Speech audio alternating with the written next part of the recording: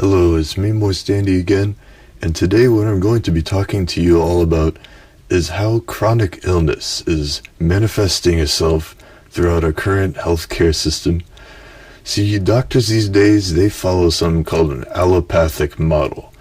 Right now, what this means is they try and treat the symptoms and not the cause of the disease. They could care less about what is making all these people ill. They just want to be legally covered to prescribe medication, treatment, surgery, and all these things. And they might not even fix the cause of the disease. They just try to alleviate the symptoms, right? This is why they prescribe, they promote all the time non-steroidal anti-inflammatory drugs like Tylenol, Aleve, Motrin, aspirin, all these nasty things. The ibuprofen is horrible for you.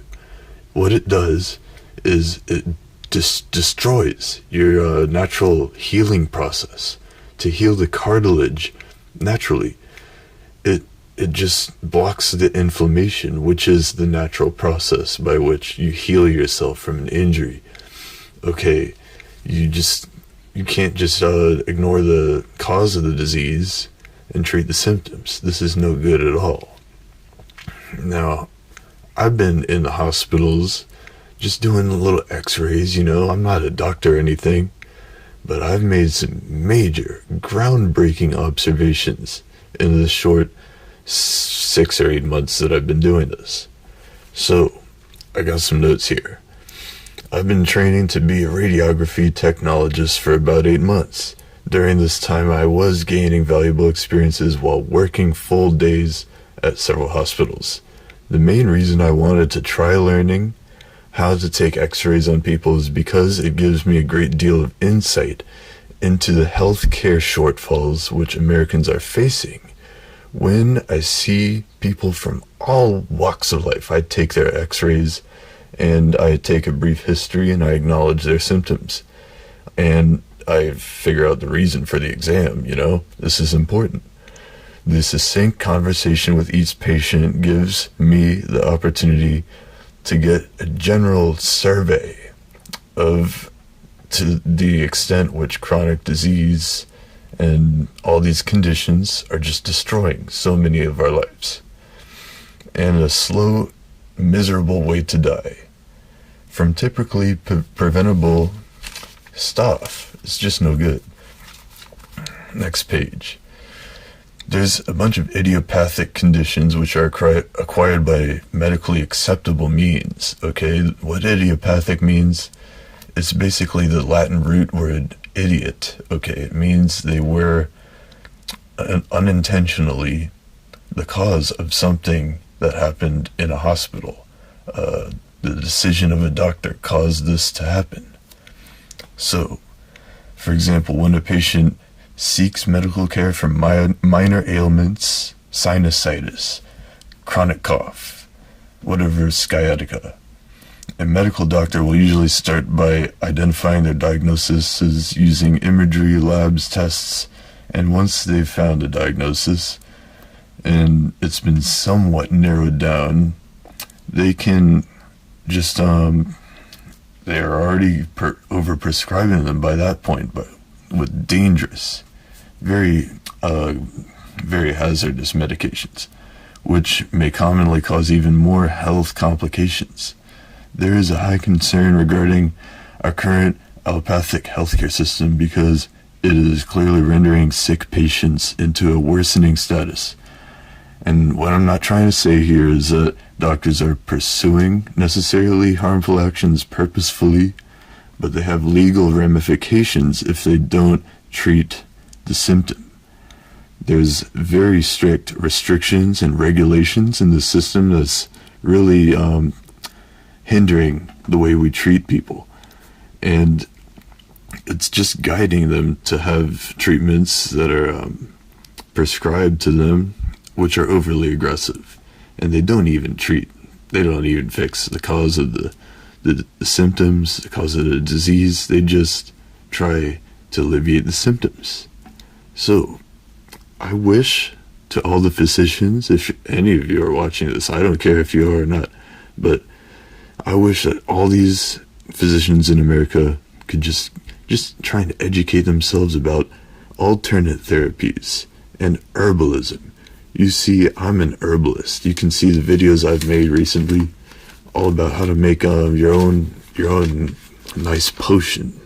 Get your cause of your disease fixed early on, and to just avoid all those nasty toxic chemicals. You don't need all that. Now, how does the autonomic nervous activity cause inflammation? A whole different subject, but it's somewhat related. You see, we got this in our central nervous system. We have autonomic, and that regulates the sympathetic, parasympathetic, fight or flight response, or rest and digest. Two very simple states that this autonomic nervous activity could be. Now, what causes the autonomic nervous system to go crazy? Well, you start getting stress, and it's found stress, chronic stress in people who have a chronic release of cortisol from their adrenals. And this is a natural thing in response to an alarming stimulus. But when this is happening every day, stress at work and all these things, stress while you're driving in the car, stress while you're waiting in line to get lunch or something like that. When you keep feeling this stress, your autonomic nervous system is damaged, and it's constantly just triggering the fight or flight response into the spinal cord, into the brain. This is damaging. This is not what you want to have happen. So this is typically natural. You're supposed to feel like a fight or flight, like, getting chased by a tiger or something in nature. But when you start experiencing that same feeling over and over again on a daily basis, what happens is the medulla of the brain becomes just chronically activated, and there's just a bunch of damaging inflammation associated with all of this nervous activity, because it's just it's cutting the blood supply off. It's definitely getting you tensed up, muscles tight, and inflammation in the joints is just really, really bad. If it's not even the result of any injury, we get rheumatoid arthritis. It's awful stuff, awful. So this can begin to upset various other systems when you have an overactive autonomic nervous system, lots of sympathetic activity. The more sympathetic activity you have, the less parasympathetic activity you have. So for example, you just get this chronic stress, and it really just weakens the muscles in your diaphragm and in your core. And with this loss of support, the structures that run through your diaphragm, such as the esophagus and the crura, the crus, which support the lungs, it all just goes to hell. And basically, I've observed through looking at the images and stuff how it changes your physiology when you have a lot of stress in your life. So it's good to live stress-free. I recommend breathing exercises and meditation, and drink a lot of water. This is very good if you want to be lowering your stress, reducing your risk of chronic disease and illnesses, and just stay away from the Tylenol, the ibuprofen, all that stuff. Naproxen is horrible for arthritis. I don't know why they prescribe it.